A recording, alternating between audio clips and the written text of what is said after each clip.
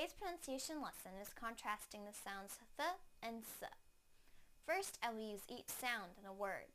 Then I will put the words into a sentence so that you can hear them together with contextual clues. Please listen closely to the differences in the sounds. First, the th sound in the word think. Think, think. Now the s sound in the word sink. Sink, sink. Now I will use them both in a sentence. I don't think it will sink. I don't think it will sink.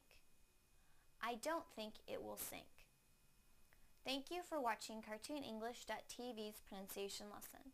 Come visit our website for free lessons, games, and chat. Bye!